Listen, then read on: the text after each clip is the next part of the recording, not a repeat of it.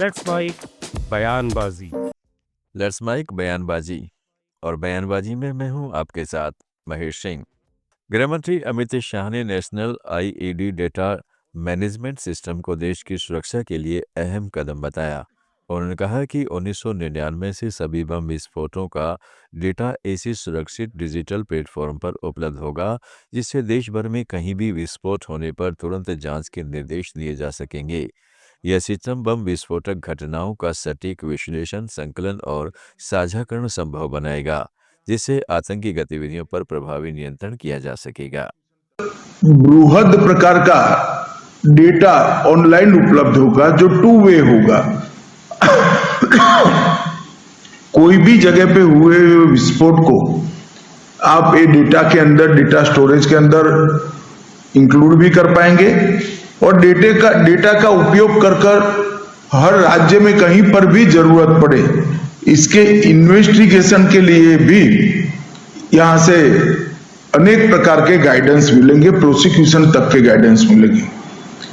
NSG के पास जो database है बम विस्फोटों का, उसमें 1999 से सभी बम संबंधी डेटा यहां पर उपलब्ध है और अब इसकी पैटर्न, इसकी एमओ और आने वाले दिनों में उपयोग में लिए गए विस्फोटक के गुणात्मक विश्लेषण को भी ये डेटा से देश भर की पुलिस उपलब्ध कर पाएगी।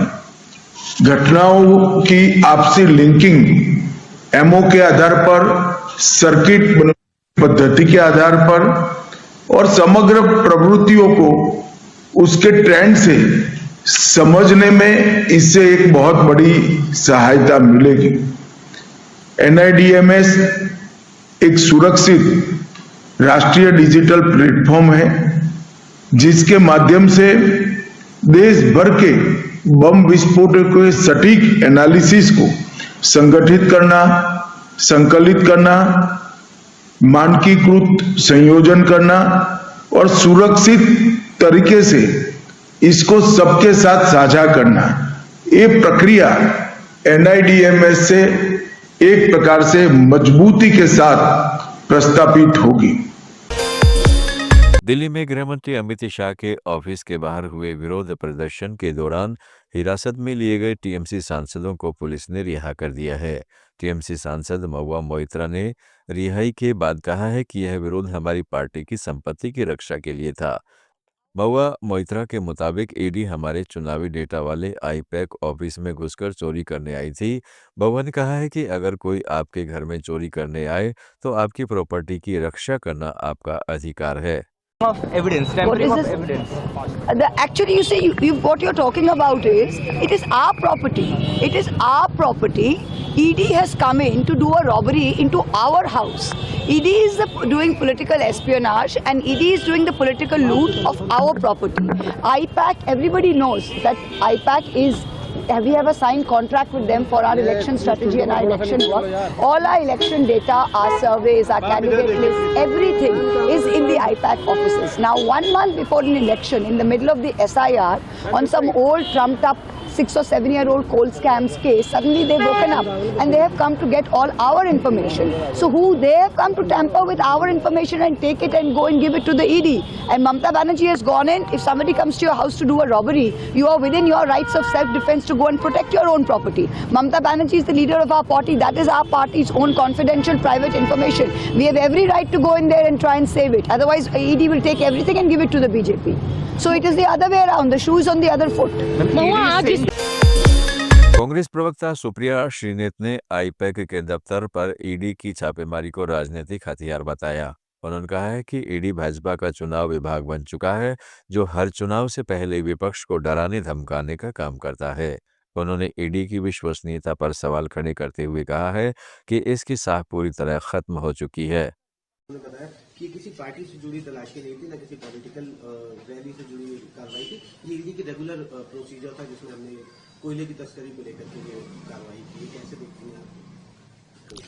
एनफोर्समेंट डायरेक्टरेट बीजेपी का इलेक्शन डिपार्टमेंट है। जहां पर भी चुनाव आता है बीजेपी का इलेक्शन डिपार्टमेंट वहां पर जाकर विपक्ष को डराने, धमकाने, उनके खिलाफ कार्रवाई करने का काम करता है। ये पहली बार हो रहा है कि पॉलिटिकल कंसल्टेंसी पर भी किया जा रहा है। खैर, मैं इसमें सिर्फ इतना कहना चाहती हूं कि ईडी ने पिछले 11 सालों में बीजेपी का फ्रंटल बनने के अलावा क्या किया है, ईडी के कितने केसेस अपने कंक्लूजन तक पहुंचे, ईडी का कन्विक्शन रेट क्या है, यही उठाकर देख लीजिए, और कितने केसेस जो 2014 के बाद दर्ज हुए वो भारतीय ऑपोजिशन के खिलाफ दर्ज हुए, आपको समझ में आ जाएगा ईडी का रोल क्या है। इलेक्शन डिपार्टमेंट बनने के अलावा एनफोर्समेंट डायरेक्टरेट के पास आज की तारीख में कोई काम नहीं है, और मुझे ऐसा लगता है कि उनकी विश्वसनीयता, उनकी साख पूरी तरह से वैसे भी खत्म हो चुकी है। हालांकि ममता बनर्जी इसको लेकर असम के मुख्यमंत्री हेमंत बिस्वा शर्मा ने कांग्रेस के वोट चोरी आरोपों पर पलटवार किया है। उन्होंने कहा है कि चुनाव आयोग अभी प्रक्रिया में है और कोई मतदाता सूची जारी ही नहीं हुई तो वोट चोरी कैसे हो सकती है। वोट चोर कहा, वोट हुआ ही नहीं है। Very good, they should file it. So जब election commission is in on process, ना no list has been publish so far, so where is the vote चोरी? इलेक्शन हुआ ही नहीं है। They are alleging that the BJP president is giving instructions. BJP president has to give instruction to its BLA so that ineligible voters' name can be deleted and eligible names are entered. That is the whole process. Otherwise, why the voter list should be revision if nobody's name is deleted and nobody's name is included? So that's the reason why entire exercise is on. But every party can do that, not only BJP, even Congress can also file complaint.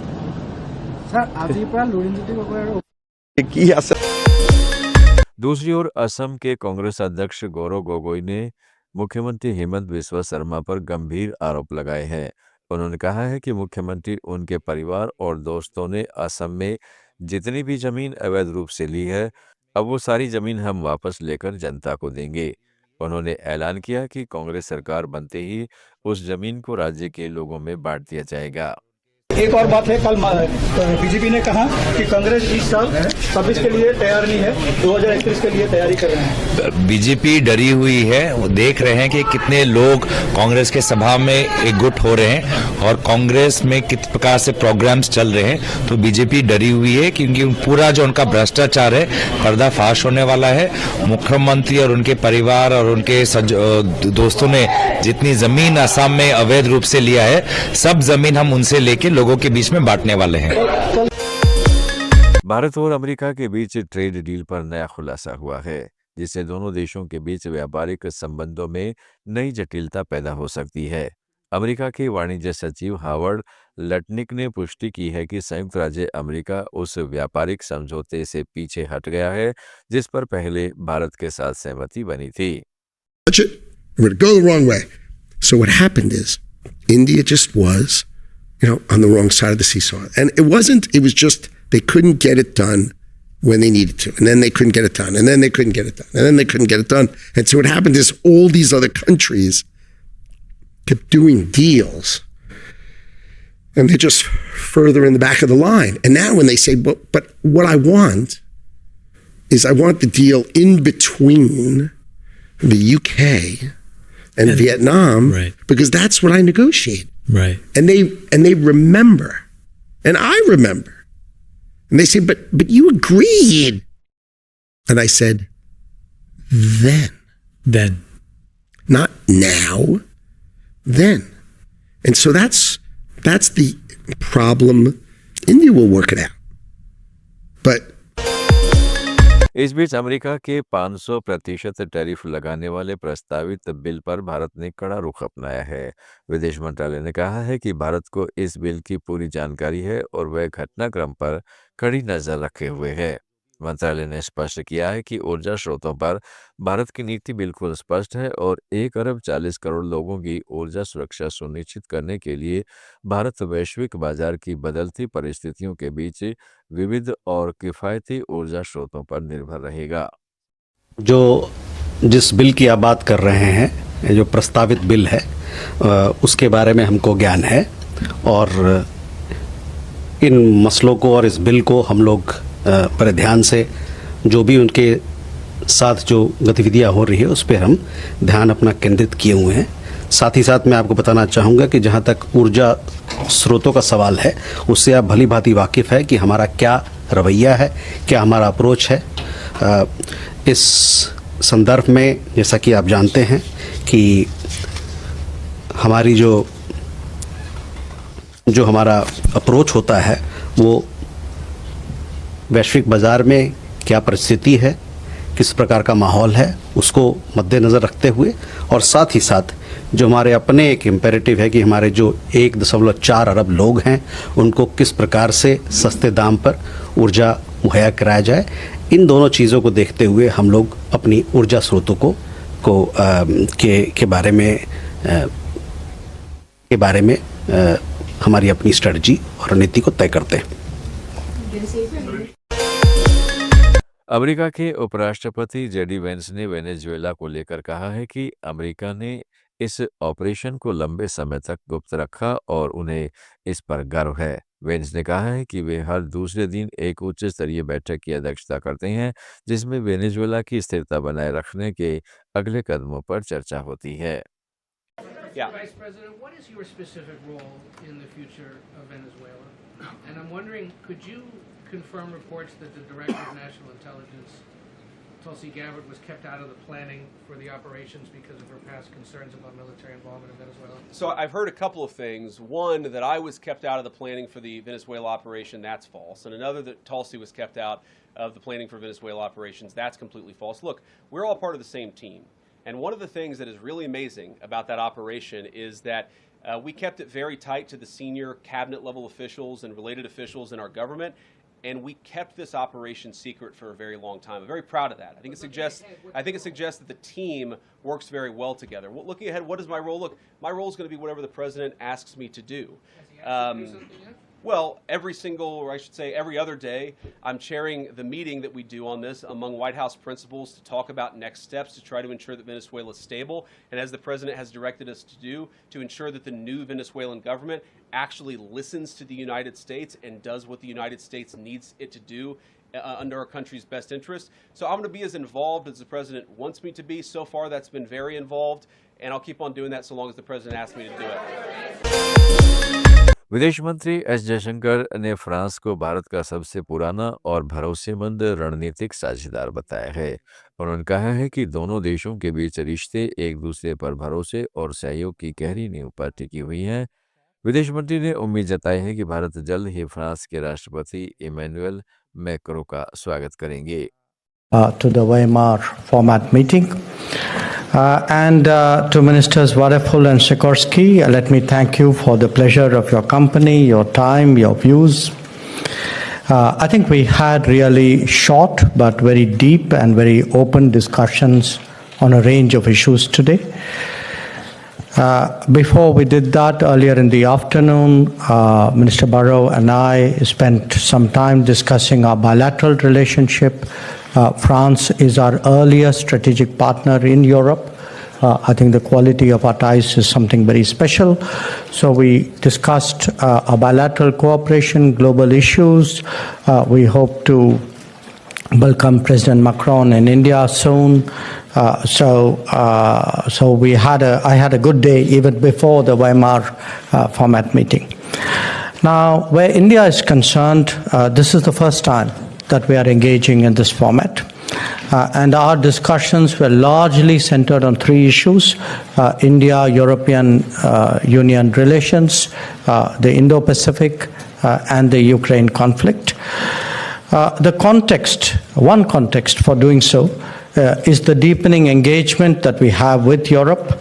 It is reflected in a collective endeavor with Brussels, but it is also sustained by efforts from individual European member states. As these बयानबाजी में आज इतना ही। जुड़े रहिएगा let's mic के साथ। आप सुन रहे थे let's mic more than radio. Follow कीजिए हमें हमारे सोशल मीडिया प्लेटफॉर्म्स पर। It's time for news. It's time for More Than Radio. Presenting the first radio news app, Let's Mic. Let's Mic, a news-based app on your phone where you get to watch and listen news, talk shows, interviews, radio show podcasts. On Let's Mic, you get all relevant information of TV, print, radio, podcast, and digital.